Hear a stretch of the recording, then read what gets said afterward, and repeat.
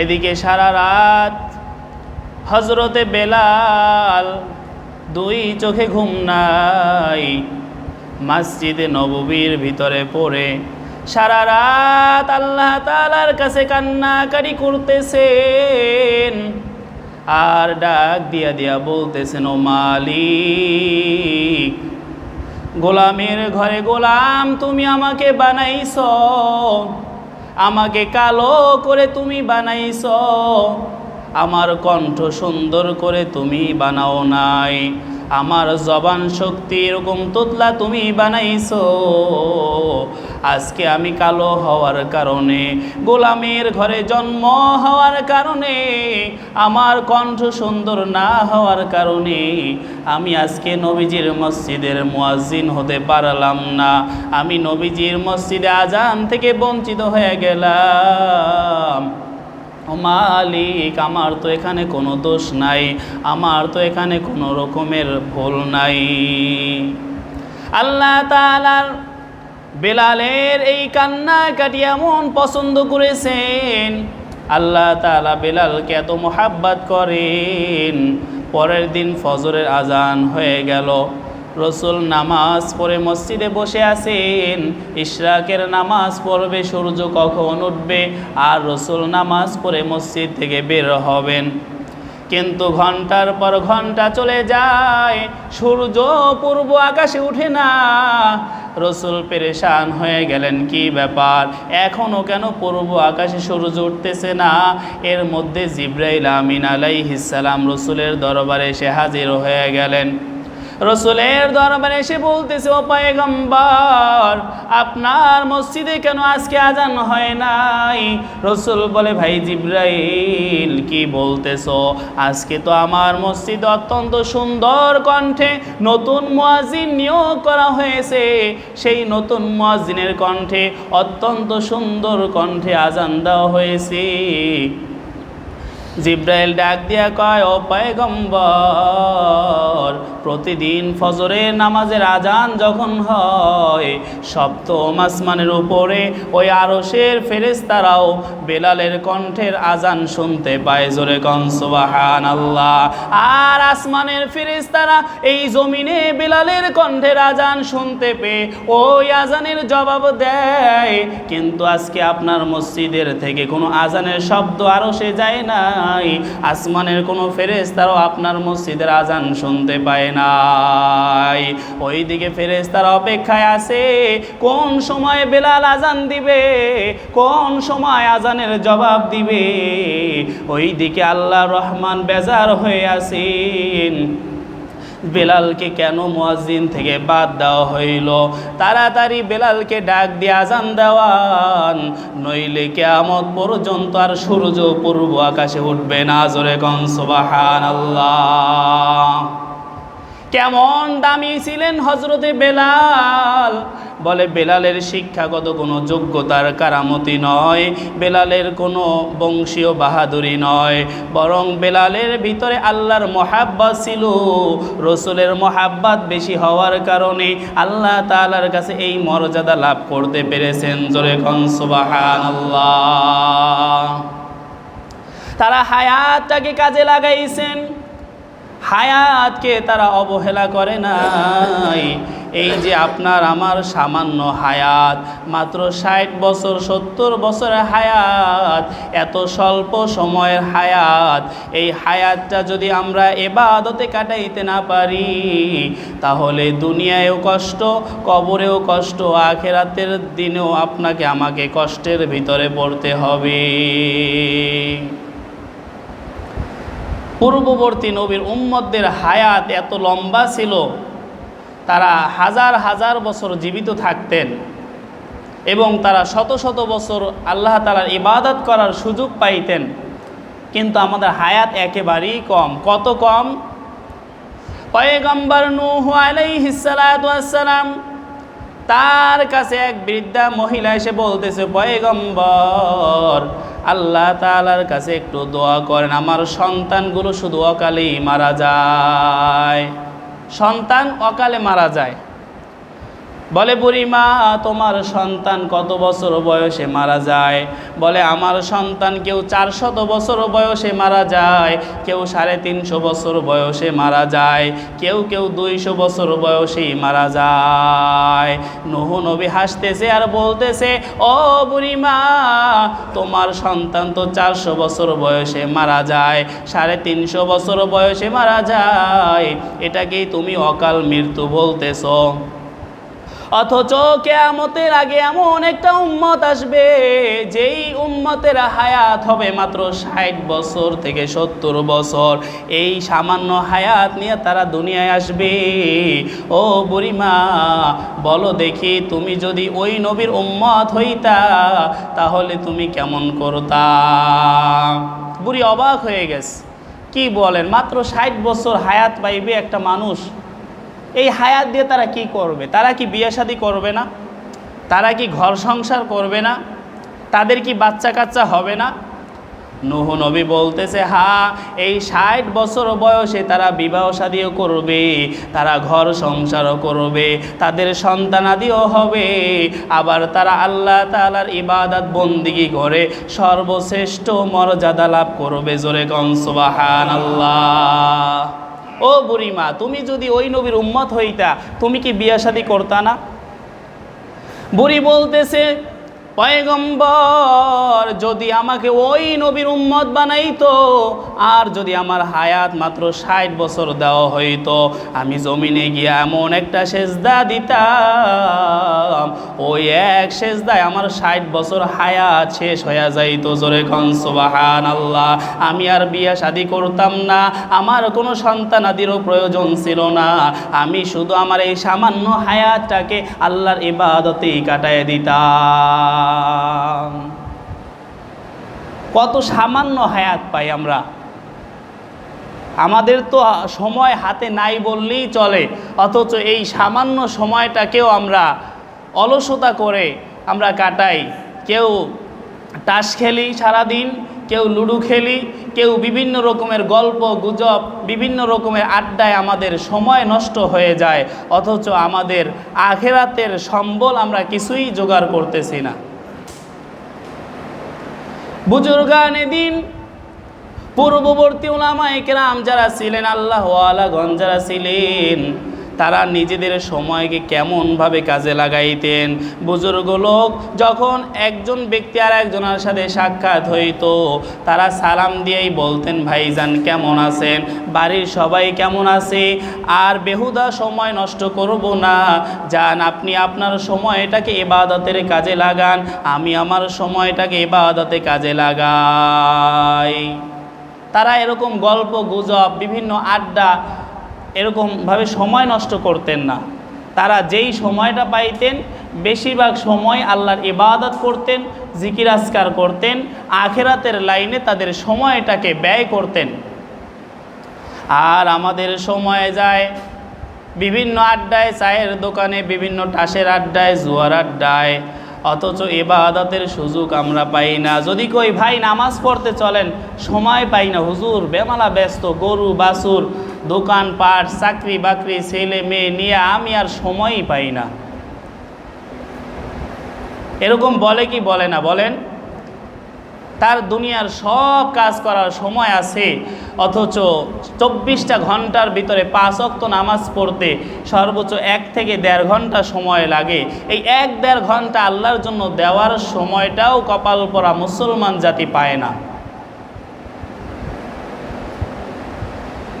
আল্লাহ তাআলা বলেন, ইয়া আইয়ুহাল্লাযীনা আমানুত্তাকুল্লাহা হাক্কা তুকাতিহি ওয়া লা তামুতুন্না ইল্লা ওয়া আনতুম মুসলিমুন। হে ঈমানদার বান্দা বান্দিরা, তোমরা আমি আল্লাহ তাআলাকে ভয় করো, ভয় করার মতো। কিসের মতো? ভয় করার মতো যেভাবে আমাকে ভয় করা দরকার সেভাবেই আমাকে ভয় করো। অর্থাৎ পরিপূর্ণ আমি আল্লাহকে ভয় করো, 16 আনা আমি আল্লাহকে ভয় করো।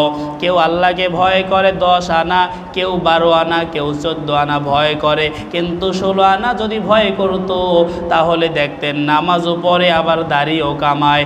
এই ব্যক্তি আসলে পরিপূর্ণ আল্লাহকে ভয় করে না। নামাজও পড়ে আবার ওই টাসের আড্ডায়ও বসে, এই ব্যক্তি আসলে আল্লাহকে পরিপূর্ণ ভয় পায় না।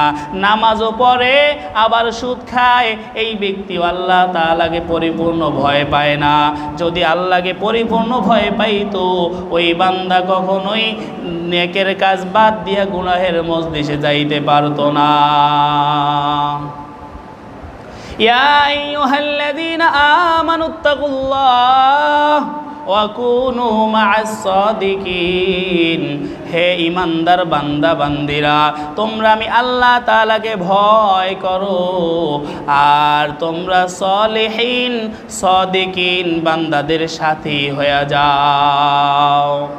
কেন? আল্লাহ তাআলার ভয় যদি থাকে তাহলে ওই ব্যক্তি কখনোই গুনাহের কাজ করতে পারবে না। আল্লাহ তাআলার ভয় কেমন ছিল? খলিফাতুল মুসলিমিন হযরত ওমর, তার জমানার 2টা ঘটনা যদি আপনারা জানেন তাহলে বুঝতে পারবেন তাদের ভিতরে আল্লাহর ভয় কারে কয়। খলিফাতুল মুসলিমিন রাতের অন্ধকারে ছদ্মবেশে ঘুরতেছে তার রাজত্বের ভিতরে কার কি সমস্যা দেখার জন্য।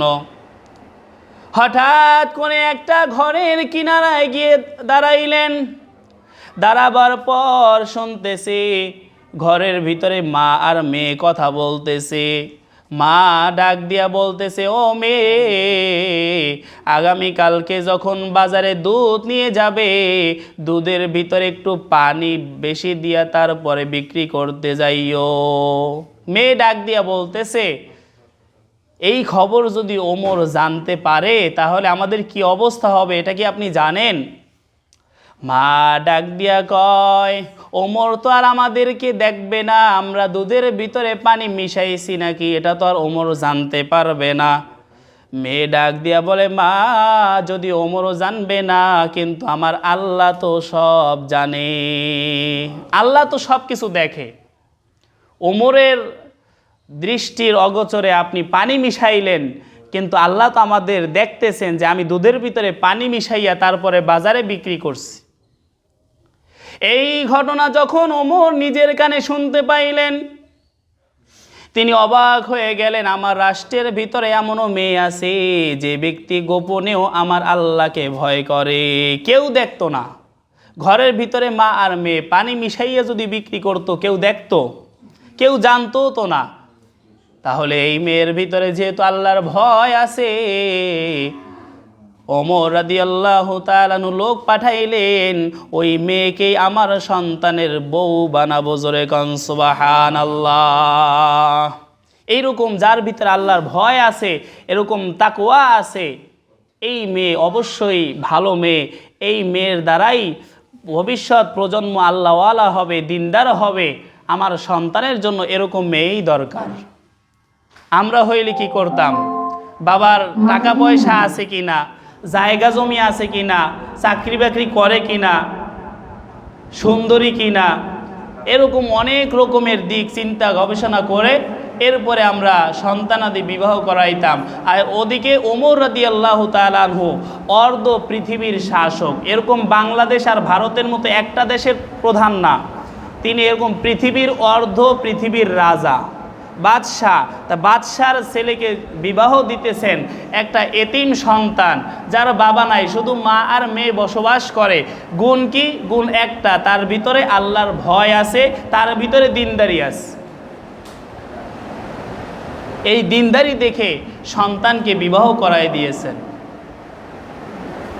তো যাই হোক, এই খলিফাতুল মুসলিমিন হযরত ওমর পাহাড়ি অঞ্চলে হাঁটতেছেন। প্রচণ্ড রোদ, তার পিপাসা লেগে গেছে। হঠাৎ করে দেখতেছে সামনে এক রাখালকে দেখা যায়।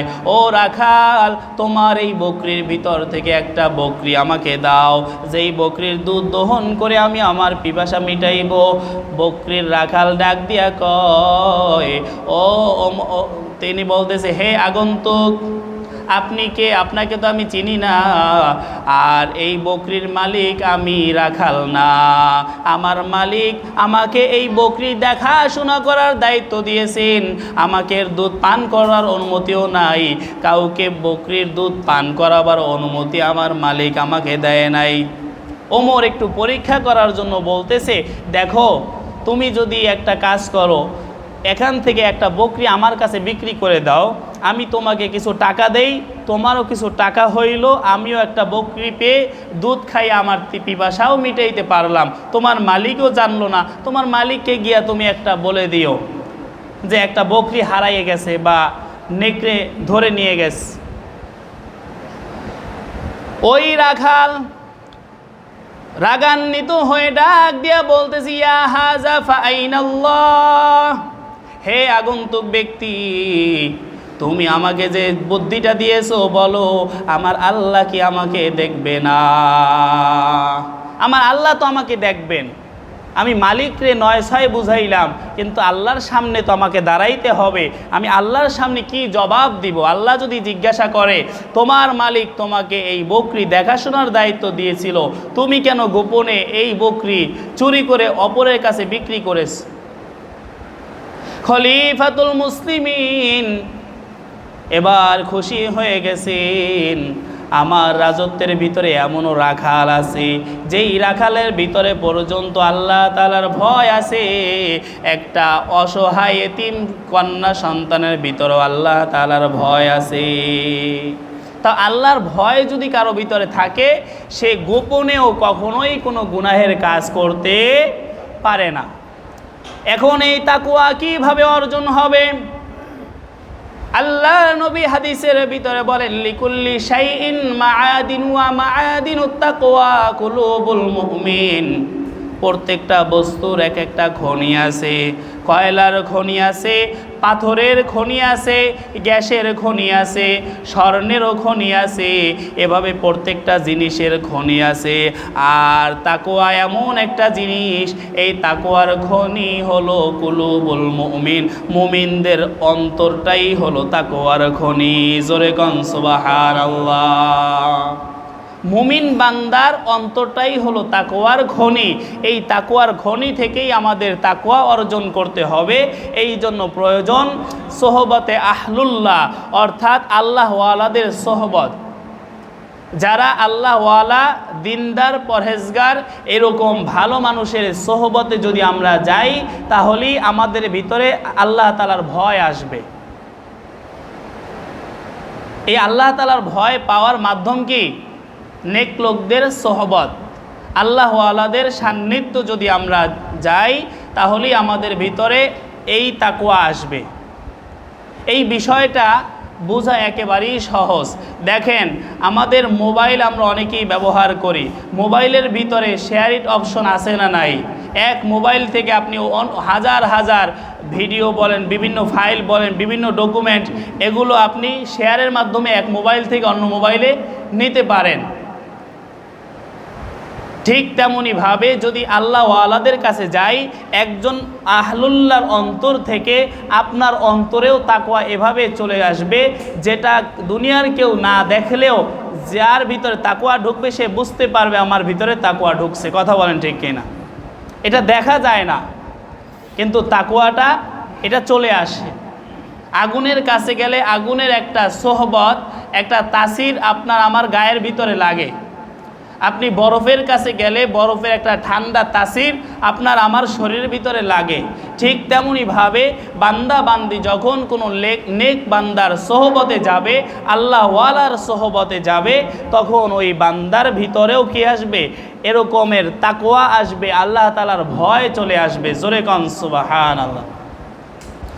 এই আল্লাহ তাআলার ভয় যখন বান্দার ভিতরে আসবে, ওই বান্দা কখনো গুনাহ করতে পারবে না, ওই বান্দা গোপনেও কখনো মিথ্যা কথা বলবে না, ওই বান্দা শত বিপদের ভিতরে পড়লেও চুরি করবে না, গীবত করবে না, কখনো মানুষের মাল আত্মসাৎ করবে না।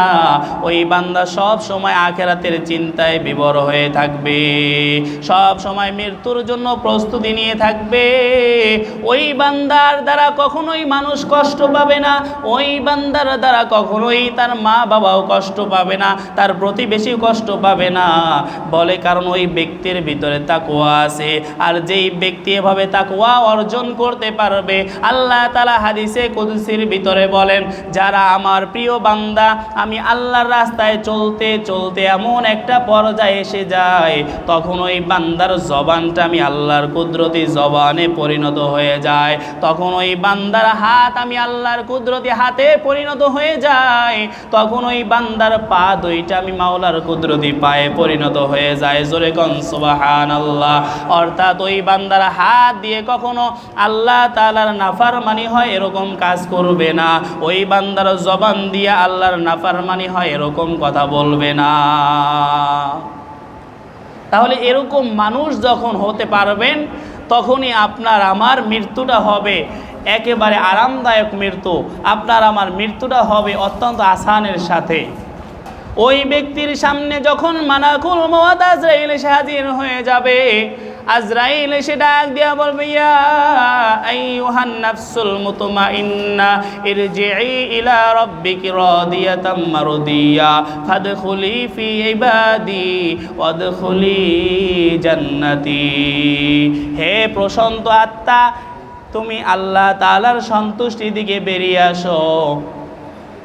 যেভাবে মায়ের কোলে সন্তান দুধ পান করতে করতে ঘুমিয়ে যায়, সন্তান টের পায় না, ইমানদার ব্যক্তির অন্তরটা আত্মাটা এমনভাবে বের হয়ে যাবে, ইমানদার ব্যক্তি টেরও পাবে না। জোরে কোন সুবহানাল্লাহ।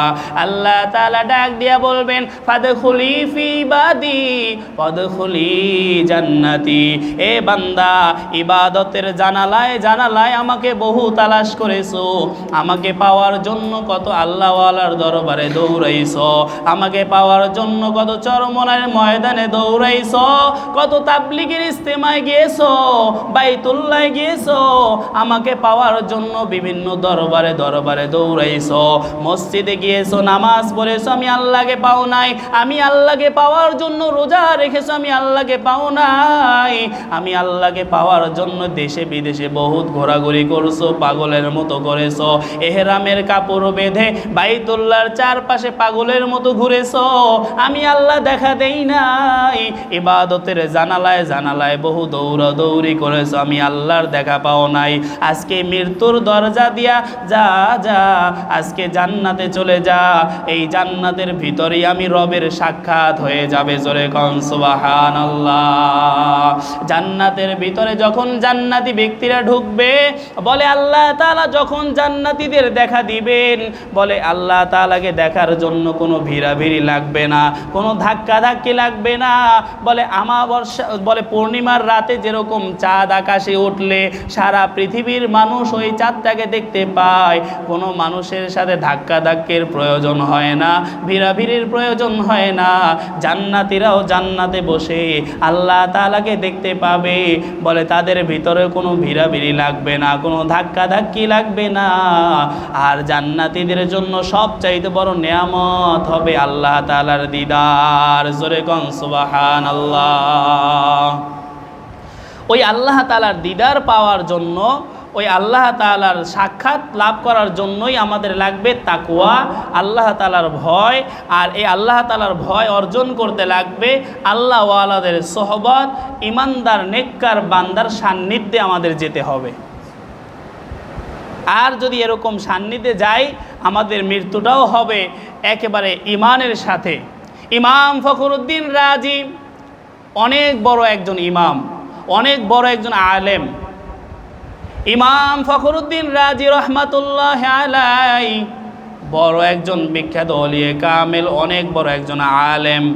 ওই ব্যক্তি যখন মুমূর্ষু অবস্থায় ইবলিস শয়তান আসছে তাকে বেঈমান করার জন্য বিভিন্নভাবে তাকে যুক্তি তর্কের মাধ্যমে দেখেনি তার ঈমানটাকে নিয়ে যাইতে পারে। ইবলিস এসে বলতেছে আল্লাহ নাই। ইমাম ফখরুদ্দিন রাজি তিনি ইবলিসের সাথে বিভিন্ন দলিল আদিল দিয়ে 101টা দলিল দিয়েছে ইবলিসের মোকাবেলায়। ইবলিস যতই যুক্তি দেয় যে আল্লাহ নাই, আর ইমাম ফখরুদ্দিন রাজি 101টা দলিল দিয়ে প্রমাণ করে আল্লাহ আছে। এভাবে যখন ইবলিসের সাথে তর্কাতর্কি হইতেছে, তার পীর তার বাসার ভিতরে প্রবেশ করছে, এসে বলতেছে, হে ফখরুদ্দিন, তুমি এই মৃত্যুর সময় কেন বেহুদা সময় নষ্ট করো, ইবলিসের সাথে কেন তর্ক করতেছ? তুমি বলে দাও বিনা দলিলে আল্লাহ আছে, আল্লাহ এক। জোরে কন সুবহানাল্লাহ। যখন ইবলিস শয়তানকে জবাব দিয়া দিল, তোমার সাথে কোনো দলিল নাই, বিনা দলিলে আল্লাহ এক, বিনা দলিলে আল্লাহ আছে, আমি এটা বিশ্বাস করি। এটা বলে যখনই কালেমা পড়তেছে, এক দিক থেকে কালেমা পড়ে, অন্য দিক থেকে মালাকুল মউত এসে তার রূহটাকে নিয়ে যায়। জোরে কন সুবহানাল্লাহ। এভাবে তাদের মৃত্যুটা হয়েছে ঈমানের সাথে। এরকম যারা সোহবতে আহলুল্লাহ গ্রহণ করে তাদের মৃত্যুটাই অধিকাংশ ঈমানের হালতে হয়। যাদের ভিতরে এরকম সোহবত আছে, নেক মানুষের সোহবত, বিভিন্ন আল্লাহ ওয়ালাদের সোহবত, তাদেরই মৃত্যুটা অধিকাংশ সময় ঈমানের সাথে হয়। আর যারা আল্লাহ ওয়ালাদের চোখে দেখতে পারে না, যারা নেক লোকের সান্নিধ্য গ্রহণ করে না, দেখা যায় অধিকাংশ মানুষের মৃত্যুটাই হয় ঈমান হারা অবস্থায়। তারা বেঈমান অবস্থায় মারা যায়। মৃত্যুর সময় তাদের চেহারার আকৃতি ঠিক থাকে না, তাদের ঈমানও নসিব হয় না। মৃত্যুর সময় বহুত নাফরমান দুই আঙ্গুলি বারবার মুখের ধারে আনে আবার সরায়, আনে আর সরায়, এই অবস্থায় মৃত্যু হয়ে গেছে। কারণ ওই যে সারা জীবন বিড়ি সিগারেট খাইছে, মৃত্যুর সময় তার ওই বিড়ি টানার জন্য দুই হাত বারবার মুখের সামনে নেয় আর ফিরায়। কারণ কি? তার ভিতরে নেক কাজ ছিল না, তার ভিতরে আল্লাহ ওয়ালাদের সোহবত ছিল না, তার আত্মাটা পবিত্র ছিল না। কিছু মানুষ আছে, এরকমও অনেক ঘটনা শোনা যায়।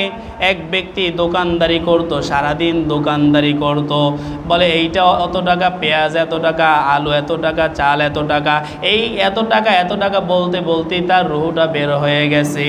কিন্তু কপাল পোড়া, তার মৃত্যুর সময় কালেমাও নসিব হয় না। আর বহুত মানুষ এরকমও পাওয়া যায় যারা নেককার আল্লাহওয়ালা, হাঁটতেছে, সবজি বিক্রেতা বাজারে যাইতেছে, পথিমধ্যে মালাকুল মউত এসে হাজির।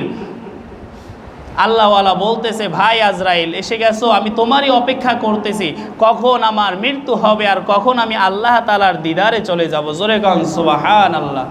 এই দেখো আজরাইল, আমার মাথায় তরকারির বোঝাটা নামাইলাম, আমার কাঁধের ভিতরে গামছা, সেটাই আমার যায় নামাজ। আমি যখন নামাজের নিয়াত করে নামাজে সেজদায় চলে যাব, তখন ওই সেজদা হালতে তুমি আমার মৃত্যুটা দিও। তো আল্লাহওয়ালা এবার সেজদায় চলে গেলেন। সেজদারত অবস্থায় মালাকুল মউত তার রূহটাকে কবজ করে নিয়ে গেলেন। এরকম বহুত ঘটনা শোনা যায়। যারা ঈমান নিয়ে কবরে চলে যেতে পেরেছে, দেখা যায় অধিকাংশই আল্লাহওয়ালা লোক, তারা কোনো না কোনো আল্লাহওয়ালার সোহবতে ছিল এবং তাদের ভিতরে তাকওয়া ছিল। এই কারণেই তাদের মৃত্যুটা ঈমানের সাথে হয়। কয়েকদিন আগের ঘটনা, এক মহিলা এক আলেমে সাহেবের কাছে ফোন দিয়া বলতেছে, হুজুর, আমি তো জীবনে অনেক বড় খারাপ কাজ করে ফেলছি, আমার কি গুনাহ আল্লাহ তাআলা ক্ষমা করবেনি? মাওলানা সাহেব জবাব দিয়া বলতেছেন, আপনি যত গুনাহই করেন না কেন, যদি আল্লাহ তাআলার কাছে তওবা করার মতো করতে পারেন, আপনার গুনাহ আল্লাহ মাফ করে দিবে। কিন্তু মহিলার মন মানে না। তিনি এবার বলতেছে, হুজুর, হয়তো আপনি বুঝতে পারেন নাই, আমি যখন ছাত্রী অবস্থায় ছিলাম তখন থেকে আমি জাদুবিদ্যার সাথে আমি নিজেকে জড়িত করে ফেলেছি। আমি বহুত মানুষের জীবন নষ্ট করেছি শিরকি মাধ্যমে, কুফরির মাধ্যমে। এই যে জাদুবিদ্যা করেছি, এটা তো এক ধরনের শিরকি। মাওলানা সাহেব জবাব দিয়া বলতেছে, আল্লাহ তাআলা সব গুনাহ মাফ করলেও শিরকের গুনাহ আল্লাহ তাআলা মাফ করে না। এর কিছুদিন পরেই ওই মহিলার নাম্বার থেকে আবার ফোন আসছে। ছেলে ফোন দিয়া বলতেছে, হুজুর আপনি কি আমাকে চিনতে পেরেছেন?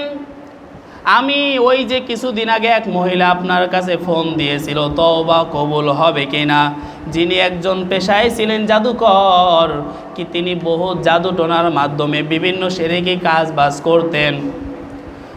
আমি তার সন্তান হুজুর। আমি আজকে আপনাকে যে এই ঘটনাটা বলবো, এই ঘটনাটা অত্যন্ত হৃদয় বিদারক ঘটনা। আমার মা যখন মারা যায়, আমার মায়ের জন্য যখন গোরস্থানে কবর খোঁড়া হয়, কবরস্থানে যখনই মানুষ আমার মায়ের লাশখানা নিয়ে নেমে যায়, সাথে সাথে কবরের মাটিটা এমনভাবে একত্রিত হয়ে যায়, ওই কবরের ভিতরে আর কাউকেই নামানো সম্ভব হয় না। এবার সবাই উপরে, মাটির উপরেই আমার মায়ের লাশটা রেখে চলে যায়। কেউ আর কবরের ভিতরে নামার সাহস করে নাই, যেহেতু বারবার ব্যর্থ হয়েছে, সবাই একে একে চলে গেল। হঠাৎ করে দেখতে পেলাম একজন সাদা কাপড় পরিহিত একজন আল্লাহওয়ালা মানুষ এসে আমার মায়ের কবরের কাছে এসে দাঁড়াইল। এসে বলতেছে, হে সন্তান, তুমি এখানে দাঁড়িয়ে থেকো না, তোমার মাকে এভাবেই রেখে যাও, তুমি এখান থেকে সোজা বাড়ি চলে যাও, তবে সাবধান, তুমি পিছন দিকে ভুলেও ফিরে তাকাইবা না। এবার ওই বুজুর্গ ব্যক্তির কথা অনুযায়ী আমি বাড়ির দিকে রওনা করলাম, কিন্তু আমার মায়ের লাশ এভাবে তরে থাকবে, কুকুরে নিয়ে যায় না বাঘে নিয়ে যায়, আমার ভয়। সন্তান হিসেবে আমার মনটা আমি মানাইতে পারতেছি না হুজুর। আমি যখনই কিছু দূর যে পিছনের দিকে তাকাইলাম, আমি দেখলাম আসমান থেকে বিশাল এক আগুনের দলা এসে আমার মায়ের লাশটাকে জ্বালাইয়ে ছাই বানাই দেওয়া হলো। জোরে কন নাউজুবিল্লাহ। আর পিছনের দিকে তাকাবার সাথে সাথে আমার ওই আগুনের তাপ আমার নাক মুখে এসে এমনভাবে লাগছে আমার চেহারাটাও নষ্ট হয়ে গেছে। মাওলানা সাহেব চোখের পানি ছেড়ে দিয়ে বলতেছে, সন্তান, যেহেতু তোমার মা ইনকামে টাকায় তোমাদের পরিবার চলতো, তোমার মা যেহেতু হারাম উপার্জন করত, আর ওই উপার্জনের একটা অংশ তোমার ভিতরেও ছিল, তোমার শরীর গঠিত হয়েছে, আল্লাহ তাআলা হয়তো তোমার এই শাস্তির মাধ্যমে তোমার থেকে সেই হারাম জিনিসটা দূর করে দিয়েছে। তাহলে অধিকাংশ এরকম যারা জাদুকর, যারা শিরকি করে, কুফরি করে, এদের কবরের ভিতরে আযাব হয় বড় ভয়ঙ্কর। কিছু কিছু কবরের ভিতরে আপনার লাশ পাওয়া যায় না, কবর ভেঙে গেলে দেখা যায় সেখানে একটা শুয়ারের লাশ পড়ে আছে। জোরে কন নাউজুবিল্লাহ। অনেক কবরে সাপ বিচ্ছু দেখা যায়, অনেক কবর থেকে আগুন দেখা যায়। এটা আল্লাহ তাআলা মাঝে মাঝে দেখায়। অধিকাংশ বদকার, বেনামাজি আর এরকম সুদখোর, ঘুষখোরদের কবরের ভিতরেই আযাব হয়। আর যারা নেককার তাদের কবর দেখা যায় 30 বছর 40 বছর পর ভেঙে যায়, কিন্তু কাফনের কাপড় সহ তাজা লাশ বের হয়ে আসে। জোরে কন সুবহানাল্লাহ। এরকম পৃথিবীতে একটা দুইটা ঘটনা, হাজার হাজার ঘটনা এই পৃথিবীর ভিতরে আল্লাহ তাআলা এখনও দেখায় যে, হে বান্দা, কেন বুঝো না যে নেক লোক ছাড়া, ইমানদার ব্যক্তি ছাড়া এই কবরের ভিতরে কেউই শান্তিতে থাকতে পারবে না। এই দুনিয়াতে বসে যারা ভালো কাজ করবে, কবরের ভিতরেও তারা ভালো থাকবে। দুনিয়ায় যারা আকাম কুকাম বেশি করবে, কবরের ভিতরে তারা শাস্তি ভোগ করবে। এটা আপনার সবাই বুঝে। আল্লাহ তাআলা এত কিছু দেখায়, এরপরও যদি আমরা না বুঝি, আমাদের চাইতে কপাল পোড়া বদনসিব আর কেউ হতে পারে না। এজন্য আসুন আমরা নেক লোকের সোহবত অর্জন করি, আমাদের হায়াতের সময়টা আমরা বেহুদা নষ্ট না করি, সব সময় জবানে আল্লাহ তাআলার জিকির করব এবং গোপনে নীরবে গুনাহ থেকে আমরা বেঁচে থাকব। আল্লাহ তাআলার কাছে বেশি বেশি পরিমাণ তওবা করব, নীরবে নির্জনে আল্লাহর কাছে বেশি বেশি কান্নাকাটি করব। এর দ্বারা আমার আত্মাটা পবিত্র হবে, এর দ্বারা আপনার ইবাদতের ভিতরে মজা বেড়ে যাবে। আল্লাহ তাআলা আমাদের সবাইকে গুনাহমুক্ত জীবন দান করুক, সকলে বলে আমিন। বেশি বেশি নেক কাজ করার তৌফিক দান করুক, সকলে বলে আমিন। আমা আলাইনা ইল্লাল বালাগ। আসসালামু আলাইকুম ওয়া রাহমাতুল্লাহি ওয়া বারাকাতুহু।